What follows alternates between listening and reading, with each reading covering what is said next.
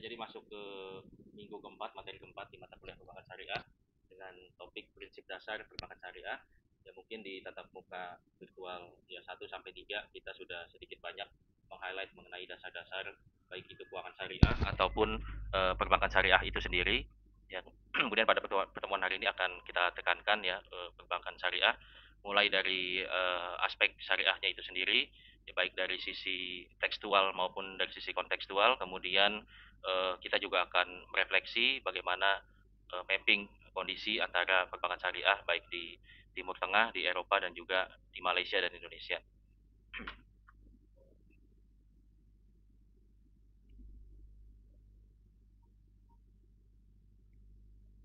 Oke, sebagaimana kita ketahui bahwasanya ya secara kondisi ekonomi makro ya mengenai krisis ini dikaitkan salah satu penyebab utamanya adalah riba. Ini diteliti oleh banyak sekali peneliti baik di dalam negeri maupun luar negeri.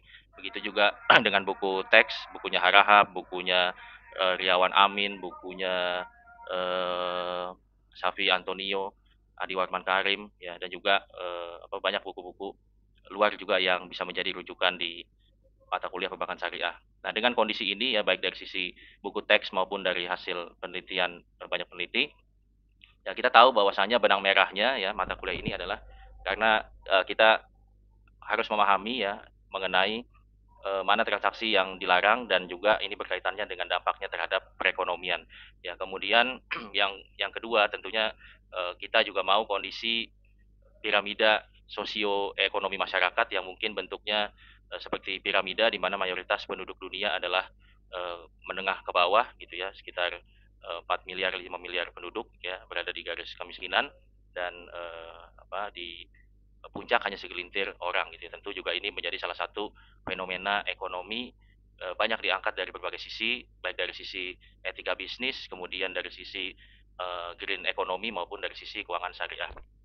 Kita sudah belajar di pertemuan lalu mengenai transaksi-transaksi yang dilarang oleh syariah ya. Kemudian ini secara tekstual ya bahwasanya secara praktek kita sudah sedikit banyak paham tahu mana transaksi yang dilarang dan menyebabkan dampak negatif terhadap perekonomian. Ya, kemudian ini secara tekstual kita juga sudah sedikit banyak meng-highlight bahwasanya ya secara eh, kaidah fikih dalam ibadah dan muamalah ini perbedaannya adalah ya kalau kaidah fikih dalam ibadah atau hubungannya kita dengan Tuhan, dengan Allah Subhanahu wa taala atau dengan hubungan yang sifatnya vertikal ya. Kemudian muamalah itu sendiri sifat hubungannya adalah horizontal, umumnya manusia sesama manusia. Ya, kaidah fikih dalam ibadah kalau kita remind sejenak ya bahwasanya hukum asal daripada ibadah adalah haram ya kan sampai ada perintahnya kurang lebih gitu ya. Jadi kalau tidak ada perintahnya ya jangan dilakukan atau jangan membuat perkara-perkara baru di dalam ibadah ya karena itu termasuk salah satu larangan dari sisi ibadah. Kemudian hal kompleks lainnya adalah muamalah karena ini melibatkan hubungan antar sesama manusia ya antara manusia dengan organisasi dengan institusi ya maupun organisasi dengan organisasi ya sehingga ini hubungannya lebih kompleks ya karena melibatkan banyak pihak ya.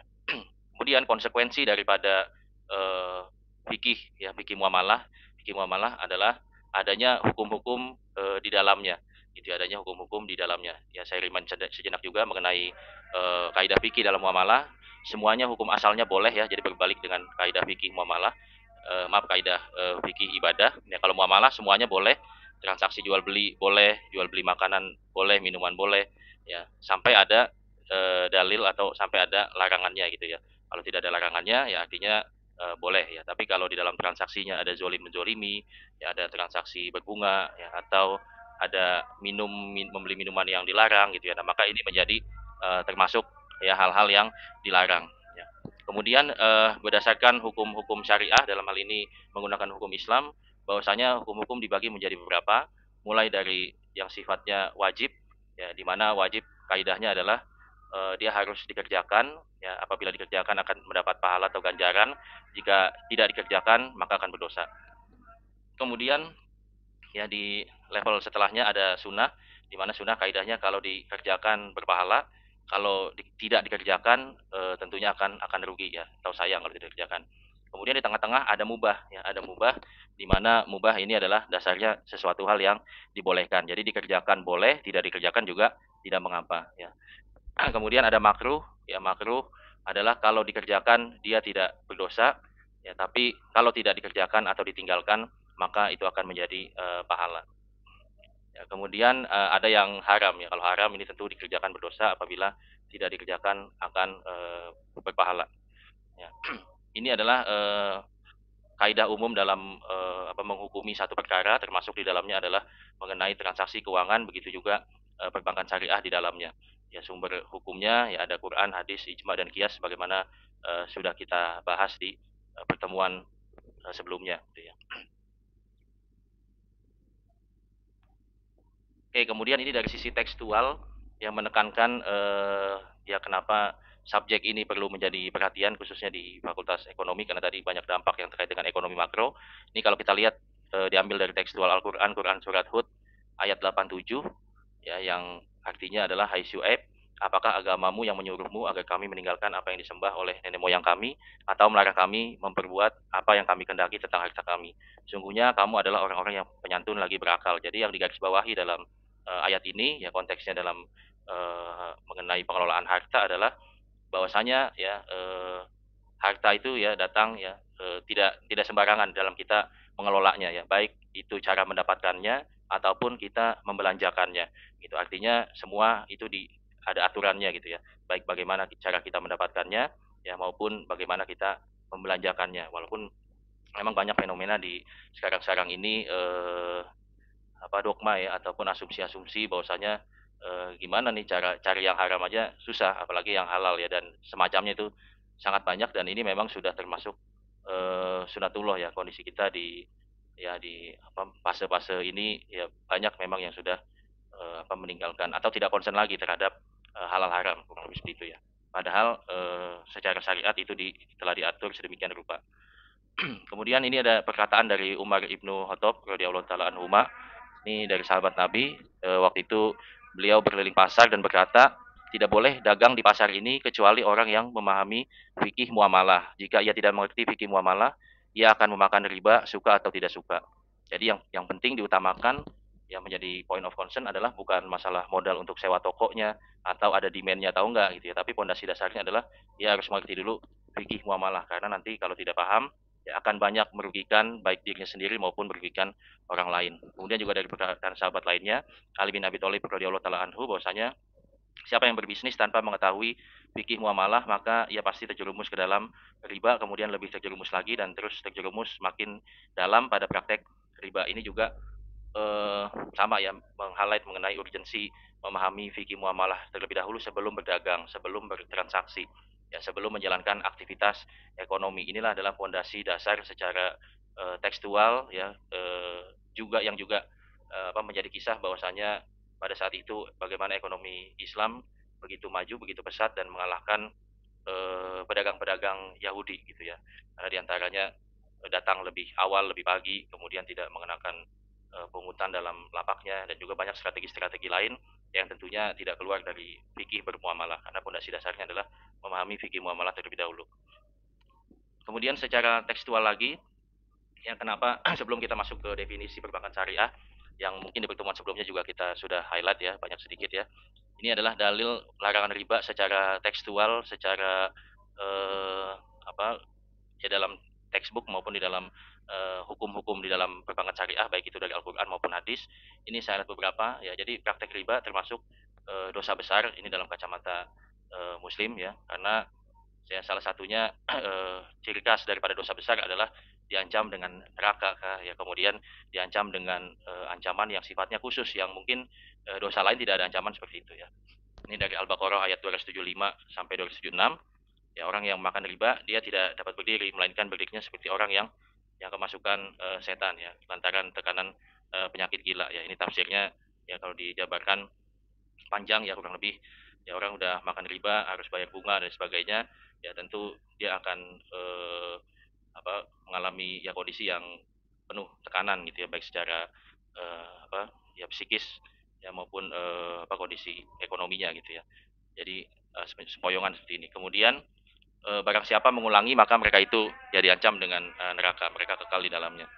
Kemudian salah satu ciri dosa besar lainnya adalah adanya ancaman khusus di mana dalam surat yang sama ayat 278 sampai 279 ini ancamannya adalah maka ketahuilah bahwa Allah dan Rasulnya yang akan memerangimu gitu. Jadi ini tidak ditemukan dampak seperti ini di dosa yang lainnya gitu ya. Hanya riba yang langsung diperangi oleh Allah dan Rasulnya. Maka riba ini dikategorikan kepada dosa besar gitu ya. Oke, kemudian surat Al-Imran sama ya Anissa, ya nanti bisa baca di modul juga lengkap gitu ya. Kemudian yang kontras dalam surat Ar-Rum ayat 39 menariknya adalah yang perlu garis bawahi adalah riba itu tidak menambah pada sisi Allah, tapi lawannya adalah zakat ya. Lawannya riba adalah zakat yang kamu maksudkan untuk mencapai keridhaan Allah. Jadi distribusi harta ya tidak ideal dengan cara ribawi, ya melainkan cara atau aturan melalui zakat itulah yang apa cara ya didasarkan oleh caranya God gitu ya, Tuhan gitu ya. Ini juga banyak dibahas dalam buku-buku tekstual atau buku yang paling terkenal mungkin ekonom kapitalis sekaliber Adam Smith dalam bukunya, kalau teman-teman baca buku The Wealth of Nation ya, dia tidak menyangkal bahwasanya di dalam dinamika perekonomian, di dalam dinamika pasar ya, bahwasanya dia mengakui adanya invincible hand gitu ya dalam yang mengatur perekonomian ini. Ya, nah, cuma saya nggak paham ya Adam Smith ini berpaham apa, sehingga mungkin siapa yang dimaksud dengan invisible hand ini gitu ya, atau tangan-tangan yang tak terlihat ini. Artinya ya salah satu yang dapat dipelajari dari buku tersebut adalah ekonom ya kapitalis yang mungkin tidak mengenal konsep ketuhanan seperti di Indonesia saja, dia mengakui gitu ya adanya tangan-tangan yang tak terlihat dalam mengatur perekonomian. Nah, sedangkan siapa kita gitu yang bukan ahli ekonomi, bukan ahli syariah gitu ya.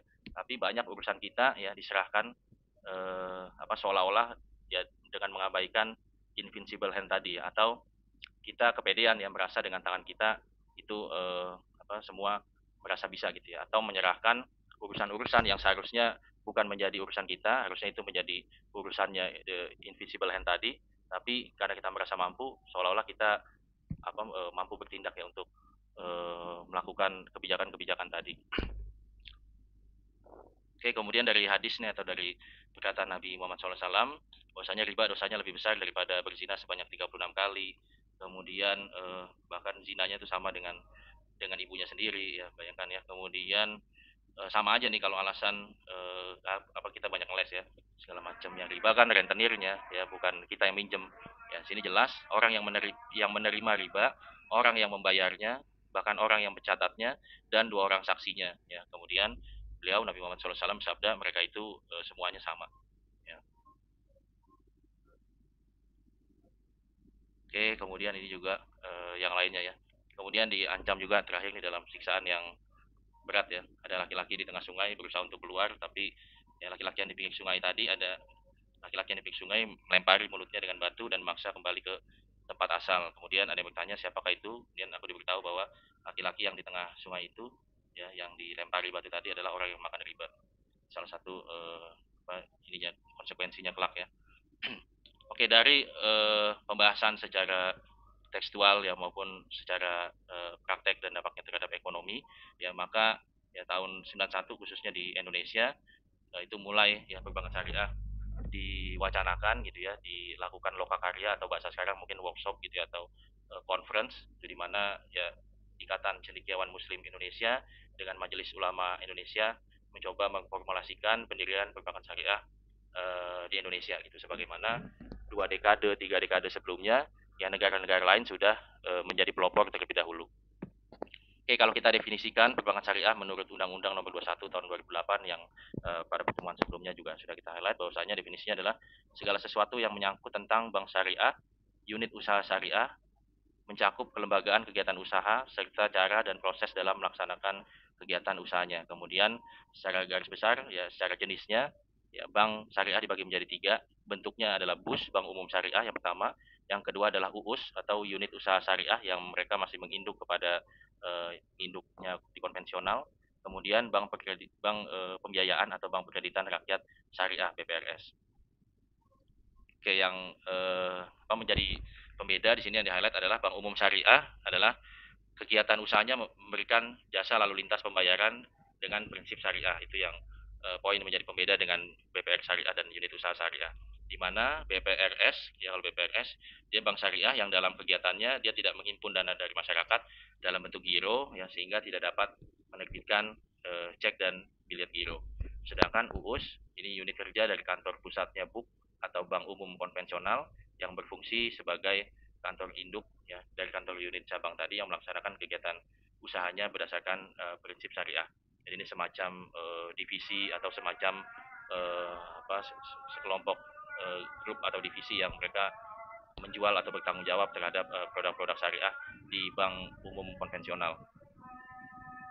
Dasar hukumnya yang bedakan dengan bank konvensional, kalau bank konvensional mengacu kepada hukum positif saja, ya diantaranya undang-undang, peraturan Bank Indonesia, kemudian juga hukum KUHP gitu ya.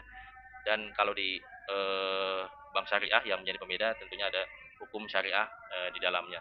Ya, kemudian peraturan Bank Indonesia ini juga mulai beralih ya karena fungsi pengawasan beralih dari Bank Indonesia ke OJK kurang lebih di tahun 2013, maka aturan-aturan yang baru umumnya yang mengeluarkan adalah OJK dalam bentuk POJK atau peraturan otoritas jasa keuangan. Kemudian di bank syariah tentunya ada hukum syariah di dalamnya.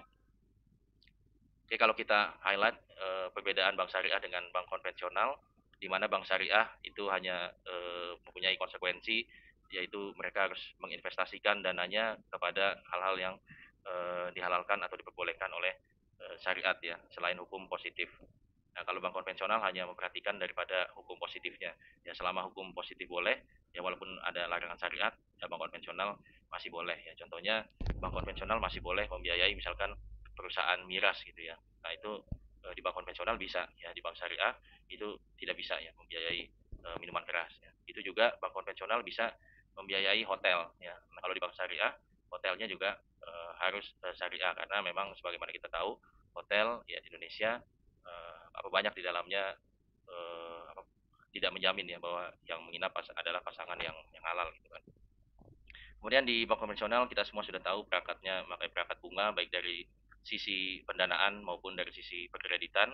Kemudian di bank syariah ya prinsipnya adalah prinsip-prinsip yang biasa dipakai eh, dalam transaksi sektorial. Jadi di bank syariah ya dalam akadnya, dalam transaksinya dia adalah sebenarnya transaksi seperti sektorial. Jadi ada prinsip bagi hasil, ada jual belinya dan juga ada sewa di dalamnya.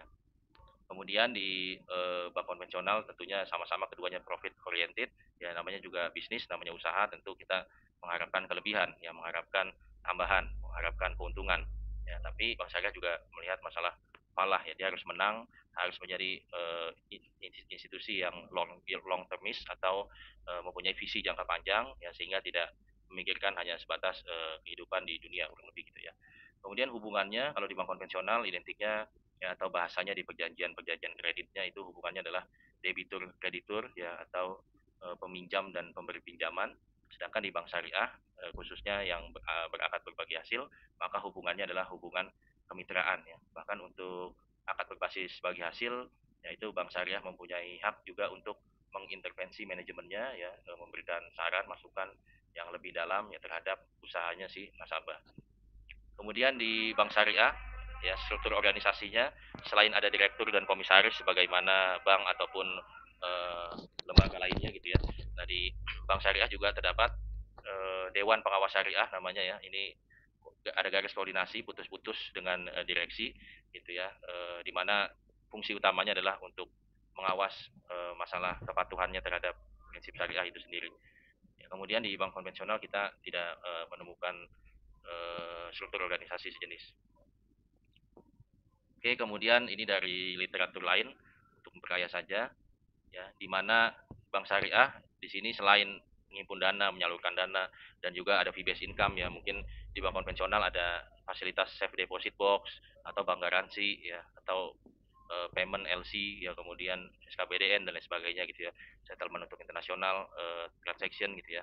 Sama di bank syariah juga ada. Nah, yang ada satu fungsi lagi yang di bank syariah itu ada di bank konvensional tidak ada, yaitu bank syariah juga sebagai penyalur dana zakat, infak, sedekah dan juga wakaf secara resmi ya. Oke, kemudian regulasi yang mengatur tadi ada PBI, ada POJK, bank syariah juga sama ya ditambah ada fatwa Dewan Syariah Nasional di bawah lembaga MUI, Majelis Ulama Indonesia, yang harus dipatuhi juga.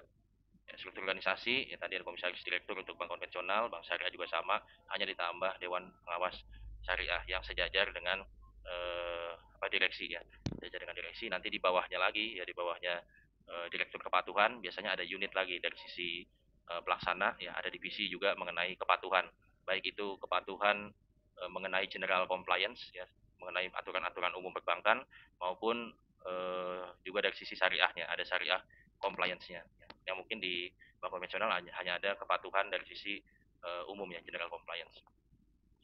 Kemudian sumber pendapatan tentunya konven dari bunga bank, bank syariah ada margin atau keuntungan dari transaksi jual beli, ya, kemudian bagi hasil dari usaha nasabah ya, dan juga ujroh dari transaksi sewa menyewa.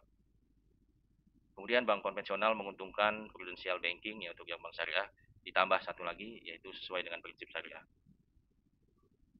Oke, landasannya dalam hal syariah ini ada fatwa DSN dan opini syariah secara internal ya. Walaupun ada fatwa, ya belum tentu bank syariah satu dengan bank syariah lainnya mengeluarkan produk yang sama, tergantung appetite masing-masing manajemen ya. Dilihat dari permodalan kah, ya maslahatnya dan lain sebagainya, strategi bisnis ya, sehingga perlu ada opini syariah lagi secara internal. Kemudian tadi organisasi ada Dewan Pengawas Syariah atau DPS, dan juga ada unit kepatuhan syariah. Sistem operasionalnya atau gampangnya kalau kita lihat di neracanya atau laporan keuangannya perbankan gitu ya. Kalau bank konvensional sisi aset itu adalah investasi yang sifatnya pinjaman ya. Tentunya mayoritas asetnya otomatis yang paling besar adalah pinjaman ya kan, walaupun ada fixed aset di dalamnya ya, ada cash, ada investasi tidak hanya ke nasabah ya dalam bentuk kredit, tapi juga ke instrumen treasury gitu ya. Tapi mayoritas asetnya isinya bank konvensional adalah pinjaman ya. Pinjaman kepada nasabah. Kemudian dari sisi liabilitas ya, di bank konvensional itu juga pinjaman ya. Tapi sebaliknya ya, bank konvensional yang dipinjami oleh surplus unit atau dipinjami oleh orang-orang yang nabung ya. Kalau di sisi aset, bank syariah yang kasih pinjam. Ya, kalau dari sisi liabilitas dia utang ya, bank syariah, bank konven artinya dia punya utang, punya obligasi kepada para deposannya ya. Kemudian di bank syariah ya, komponen asetnya ya secara struktur ya akan sama, hanya saja di sisi pinjaman dia akan lebih rigid, akan lebih rinci, karena dia mencoba juga membreakdown ya pinjaman ini ke dalam aktivitas-aktivitas ekonomi yang real gitu ya. Yang mana yang berbagi hasil ya, mana yang dari jual beli, mana yang sewa, mana yang pinjaman atau sifatnya core ya, pinjaman yang tanpa bunga. Begitu juga dari sisi liability gitu ya. Ada yang sifatnya kongsi atau bagi hasil dari dana dari deposan, ada juga deposan yang akadnya dengan bank syariah hanyalah titip ya, titipan ya, sisi pendanaan. Kemudian manajemen resiko ya di bank syariah, kalau teman-teman ada yang di perbankan konvensional ataupun di bank syariah, ya kita mungkin sama-sama akan harus mengambil sertifikasi manajemen risiko ya. Apalagi jabatan tertentu itu harus sudah punya ya. Ada tergantung masing-masing jabatan ya. Ada yang di level 1, ada yang di level 2, ada yang 3 sampai 5 kalau udah pejabat bank biasanya di level yang tinggi ya, vice presiden gitu ya. Atau direksi mungkin di level 4 sampai di level 5 gitu ya. Nah, kita kalau sudah belajar di bank syariah itu jenis resikonya lebih banyak, atau ada tambahan 3 jenis resiko dibandingkan dengan konvensional ya. Di bank konvensional itu jenis resikonya ada 8 atau 9 ya. Nah, kalau di bank syariah ditambah 3 lagi. Jadi ada 11 resiko kurang lebih. Ditambahnya itu adalah resiko kepatuhan syariah, resiko imbal bagi hasil, dan resiko investasi. Ya, nah, ini bahasannya mengenai manajemen resiko ada tersendiri kalau nggak salah di chapter 14 ya. Oke, kemudian perbedaannya lagi ya dari literatur lain yang bisa diambil. Di bank syariah, bank dan nasabah sama-sama berpotensi mendapat keuntungan lebih besar karena dia konsepnya bagi hasil. Selama usahanya nasabah di sektor real meningkat, ya bank juga akan dapat bagi hasil yang bertambah. Ya, begitu juga sebaliknya, kalau usahanya kurang maka bank juga dapatnya kurang. Ya, sedangkan di bank konvensional keuntungan bank dan nasabah sama-sama di cap, dibatasi karena menggunakan konsep bunga ya, maupun kondisi rugi usahanya gitu ya, tapi tetap dipatok yang harus dibayar adalah pokok dan bunga sekian gitu ya. Kemudian dari sisi aspek risiko, secara konsep bank syariah tidak terpapar risiko negatif spread karena adanya tadi ya pola bagi hasil. Ya, kalau di sisi kredit atau di sisi pembiayaan, bank syariah mengambil untung yang lebih besar, bagi hasilnya lebih banyak gitu ya, karena usahanya nasabah juga pendapatannya di atas proyeksi misalkan ya lebih tinggi, maka bank juga dapatnya lebih tinggi. maka otomatis deposan atau orang-orang yang nabung itu juga akan mendapatkan bagi hasil yang lebih tinggi. Ya, begitu juga sebaliknya, kalau usahanya nasabah di sektor real turun atau lebih rendah, ya maka bank syariah akan mendapat bagi hasil juga yang lebih rendah. Begitu juga dengan deposan, deposan juga akan mendapatkan bagi hasil yang turun atau lebih rendah. Maka tidak ada resiko negatif spread ya. Nah, sedangkan di konvensional akan terpapar resiko ini karena dia sama-sama fix gitu ya, tidak menggunakan pola bagi hasil, sehingga walaupun tidak dapat, misalkan dari sisi kreditur tidak mampu bayar, ya tidak membayar bunga, atau kemampuan pembayaran bunganya turun, misalkan baru mampu separuhnya gitu ya, setengahnya ya, namun bank konvensional punya kewajiban untuk memberikan bunga kepada deposan secara penuh gitu ya, sehingga ini akan berpotensi menjadi negatif spread. Oke, kemudian dari sisi aspek resiko, ini sebenarnya sama, di konven juga sudah punya sistem early warning ya. Ya, hanya saja di bank syariah akan lebih ketat karena memang ya kita harus tahu ya untuk memantau usaha nasabah gitu ya, kapan sewaktu-waktu nasabah akan jatuh atau kapan sewaktu-waktu nasabah perlu kita intervensi, perlu kita bantu usahanya, ya, kita harus apakan asetnya dan lain sebagainya. Nah, itu juga tentunya dengan konsep bagi hasil ini tentunya early warning akan lebih ketat. Kemudian bunga ya dan bagi hasil bedanya mungkin kalau dari nominal bisa jadi sama gitu ya. Ya, tapi apa di antara yang membedakan? Yang pertama, bunga ya penentuannya dibuat pada waktu akad dengan asumsi harus selalu untung, harus selalu bayarnya eh, apa namanya dipatok dari plafon ya, dipatok dari plafon kredit. Ya, sedangkan bagi hasil ini dikaitkan bukan dengan plafon kredit, namun dikaitkan dengan hasil usaha nasabah. Kemudian besarnya persentase juga ini dari modal yang dipinjamkan atau modal kredit. Ya, sedangkan bagi hasil dari keuntungan usaha. Oke, kemudian pembayaran bunga tetap seperti yang dijanjikan tanpa mempertimbangkan apakah proyek yang dijalankan atau usaha nasabah untung atau rugi. Ya, sedangkan basis bagi hasil tentunya ya sebagaimana contoh tukang somai yang pernah saya sampaikan, kalau usahanya turun karena pandemi, ya tentu bagi hasilnya juga akan turun gitu ya. Kemudian jumlah pembayaran bunga tidak meningkat walaupun jumlah keuntungan berlipat ya, sedangkan jumlah pembagian laba pada bagi hasil meningkat sesuai peningkatan jumlah pendapatan. Jadi tadi negatif spreadnya ya. Kemudian eksistensi bunga diragukan, kemudian bagi hasil ini lebih absah gitu, lebih sah ya. Dari literatur lain, suku bunga biasanya ditentukan di muka ya, sedangkan kalau sistemnya kita bagi hasil bukan suku bunganya tapi nisbah, ada rasio ya, katakanlah keuntungan bank 30% ya, nasabah 70% gitu misalnya. Nah, yang dikat adalah nisbah ya, bedanya nanti pengalinya. Kalau sistem bunga pengalinya adalah plafon, kalau nisbah dikalinya adalah pendapatan usaha nasabah. Jadi bulan pertama pembayaran angsuran ya, nanti nasabah akan bayar nisbahnya bank berapa, 30% dikali dengan penjualan nasabah berapa bulan ini gitu ya. Yang dikalikannya adalah bukan dari plafon tapi dikalikan dengan hasil usahanya nasabah. Ya, kurang lebih sama. Ya, di sini di sistem bunga bank tidak menanggung resiko kerugian, sedangkan sistem bagi hasil ini lebih adil ya, karena menanggung juga resiko bagi hasil yang turun. Makanya tadi ada jenis resiko yang bertambah di bank syariah. Kemudian sistem bunga, suku bunga sewaktu-waktu bisa berubah secara sepihak oleh bank ya, tergantung suku bunga nih, apalagi kalau ada prinsip yang dia dalam jangka panjang The Fed bilang akan memaintain suku bunga di rentang yang cukup tinggi gitu ya. Nah, maka bank konvensional umumnya yang angsurannya floating dia akan menaikkan pricing biasanya ya.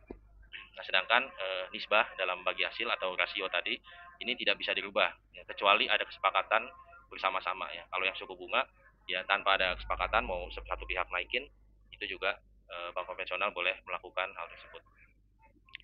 Oke, ini ada di bab 6 sekalian saya highlight ya mengenai perbankan syariah sedikit, di mana secara operasional bank syariah itu menghimpun dana dari masyarakat ya, sama lah kayak yang kita pelajari dari SD gitu ya, menghimpun dana dari masyarakat, kemudian menyalurkan dana kembali kepada masyarakat yang defisit unit ya, yang membutuhkan. Nah, nanti dari sisi bank syariah, penghimpunan dana dari masyarakat itu akan jadi biaya ya, akan jadi biaya. Sebagaimana di konvensional juga sama akan jadi biaya ya kan, kita harus bayar bunganya deposan gitu ya. Nah, kalau di bank syariah juga sama, kita harus bayar biayanya deposan ya, yang sifatnya nanti bagi hasil ataupun secara bonus gitu ya. Kemudian dari sisi penyaluran dana, bank akan mendapatkan pendapatan ya. Tentunya kalau gampangnya di konven ya, kita dapat dari bunga penyaluran kredit ya. Tentunya bunga penyaluran kredit harus lebih tinggi daripada bunga yang kita kasih, yang bank kasih kepada deposan ya. Kalau teman-teman nabung mungkin dikasih bunga 2% gitu ya, atau 3% udah tinggi gitu ya kalau tabungan ya, misal seperti itu ya. Nah, bank menyalurkan kredit ke nasabah mungkin bisa 12% ya, bisa 10% ke atas ya. Ada spreadnya, mungkin ada spread 8 sampai 10%. Nah, itu akan menjadi keuntungan bagi bank ya. Nah, kalau di bank syariah ya, pendapatannya didapat dari tadi aktivitas sektor tadi, entah berbasis bagi hasil, yaitu dengan bagi hasil, atau berbasis jual beli, maka bank syariah dapatnya adalah margin keuntungan, atau transaksi sewa menyewa ya, bank syariah dapatnya adalah ujroh. Kemudian yang lainnya adalah pelayanan jasa. Yang pelayanan jasa ini adalah eh, ini kalau banyak di training-training ya, jasa mendapatkan pendapatan yang berupa jasa atau fee based income ini ya, ini sama-sama diperbolehkan dari sisi syariah, baik di bank konvensional maupun di bank syariah gitu ya. Jadi misalkan di bank konvensional ada jasa untuk safe deposit box ya, mungkin kita punya emas 1 kilo, kalau taruh di rumah takut kebakaran, takut ada rampok gitu ya. Nah, kita titip ke bank tuh fisik emasnya gitu ya, taruh di apa namanya, di safe deposit box tadi ya, lemari yang aman anti kebakaran dan sebagainya gitu ya.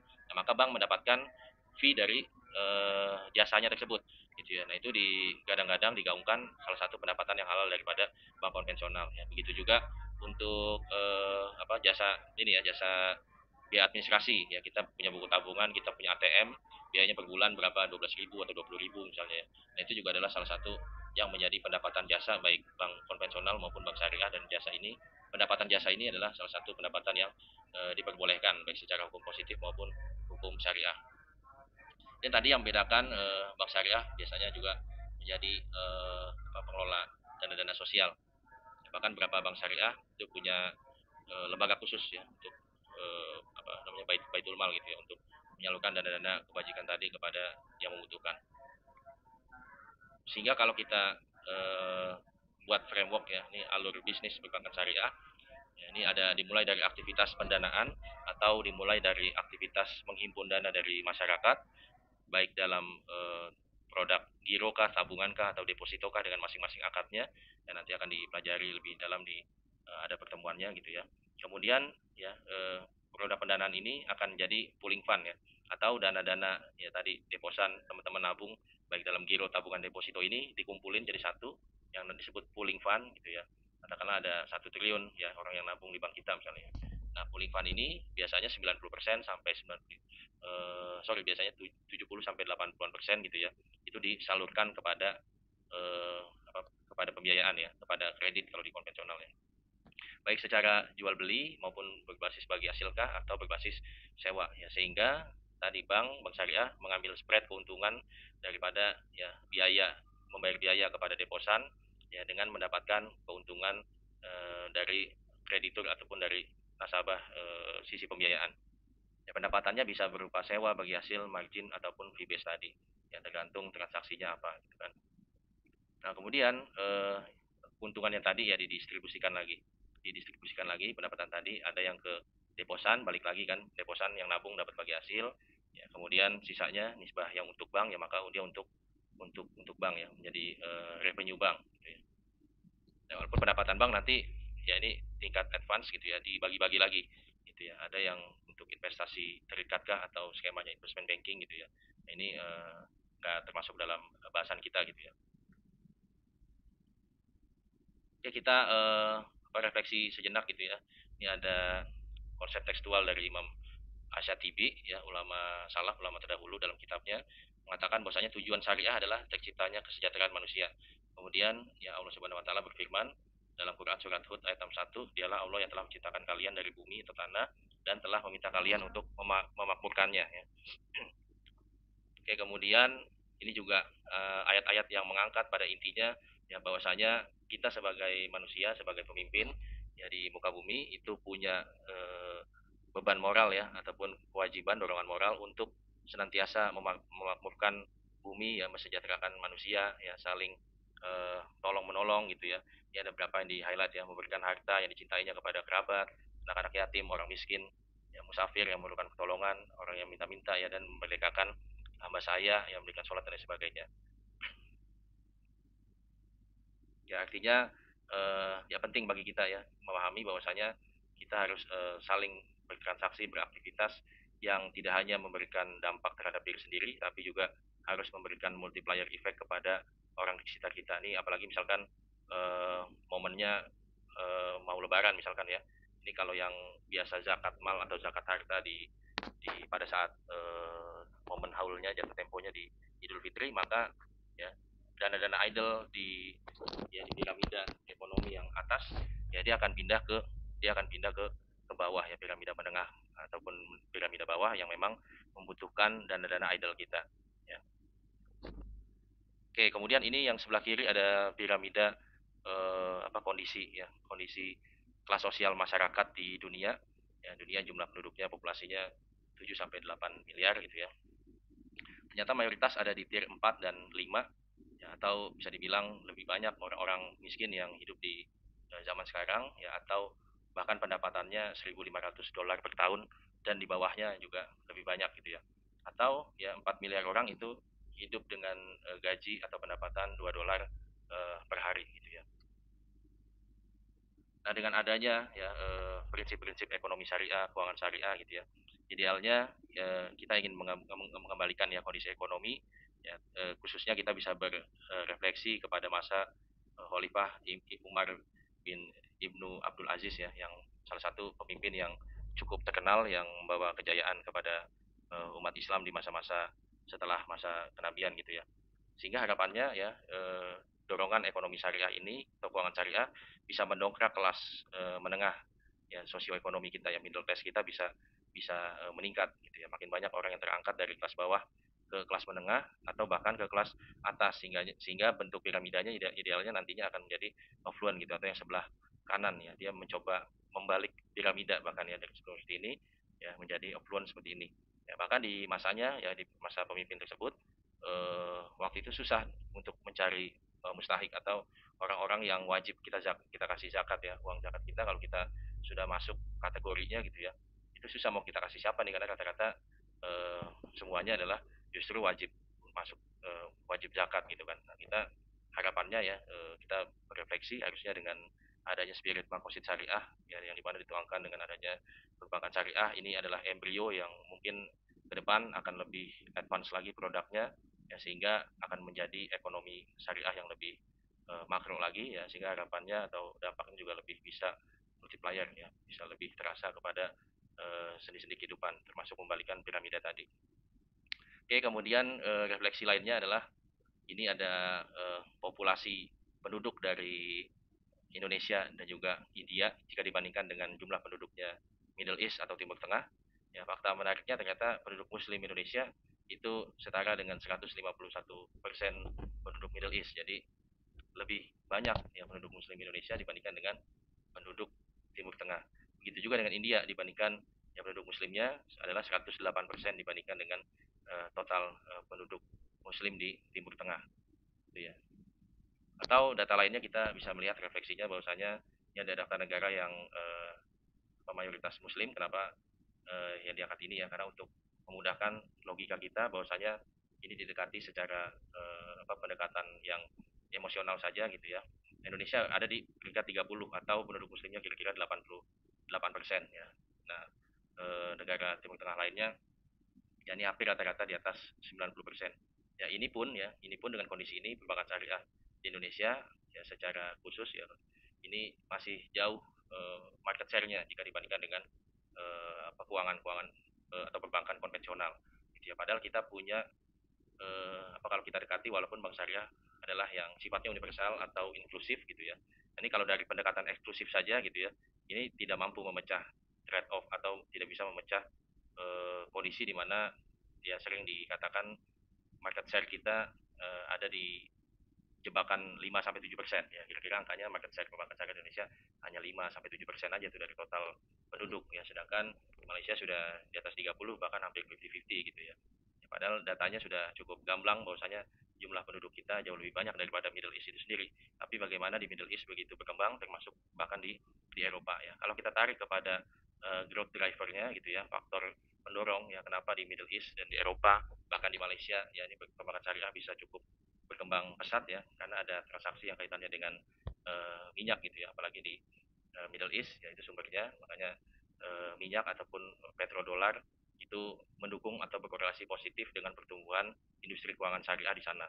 Ya, begitu juga dengan Eropa yang dia masih juga tentunya menginginkan transaksi-transaksi petrodolarnya Middle East itu masuk ke banking sistemnya Eropa ya, sehingga Eropa juga cukup cukup menjadi ini ya pendorong ya, banyak instrumen keuangan syariah yang baru, bahkan pusat studi juga banyak di Eropa ya, karena salah satunya adalah dari sisi rasional atau dari sisi peluang bisnis itu juga banyak ya untuk menggrab petrodolar tadi, karena duitnya banyak dari Middle East, maka Eropa juga dia buka, kalau enggak akan fundingnya dan investmentnya akan ketinggalan di Eropa ya, karena adanya petrodolar tadi, oil and gas minyak tadi khususnya ya, maka di Eropa juga menjadi salah satu faktor pendorong untuk industri keuangan syariah tumbuh adalah petrodolar tadi.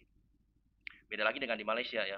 Malaysia growth drivernya adalah dari pemerintah atau kebijakan top down ya, top down, sehingga ya karena adanya dorongan dari pemerintah, maka dan banyak insentif secara realnya gitu ya.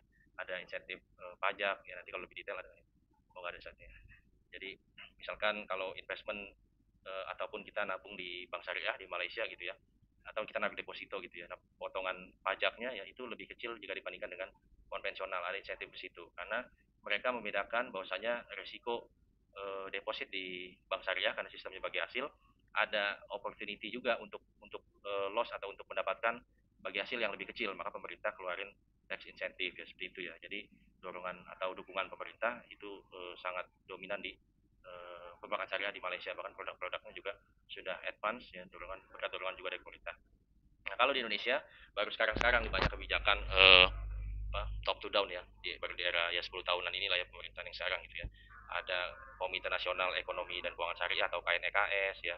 Kemudian BI juga struktur organisasinya di dalamnya divisi syariahnya sudah mulai rigid, begitu juga dengan OJK ya. Kemudian adanya undang-undang yang 2023 mengenai kewajiban spin-off bank syariah ya, itu adalah contoh-contoh government driven ya untuk kemajuan bank syariah di Indonesia ya. Tapi sebelum itu kekuatan terbesar kita hanya society atau masyarakat, yang ini ternyata belum cukup berhasil kondisi di Indonesia ya, karena salah satu sisi literasi keuangan syariah di Indonesia di kita masih rendah ya, begitu juga dari sisi penggunaan instrumen keuangan juga levelnya belum advance gitu ya, masih sekedar ada uang lebih, mungkin orang lebih beli deposito ya, masuk ke deposito atau beli tanah ya, atau beli barang-barang apa gitu yang lain ya, yang sehingga driver ya society ini belum bisa mendorong optimal ya kondisi perbankan syariah di Indonesia, walaupun faktanya ya ini jumlah penduduk kita kalau mau gampangnya ya lebih banyak dari penduduk Middle East gitu kan, yang muslimnya. Nah, artinya ya kita juga harus merefleksikan bahwa kondisi perbankan syariah di, kalau kita bagi menjadi 4 region gitu ya, faktor pendorongnya beda-beda ya. Ini juga harapannya bisa menjadi satu pembelajaran yang harus kita ketahui gitu ya. Oke, itu pengantar dari saya di pertemuan kita yang keempat. Silakan apabila ada yang ditanyakan atau diskusikan.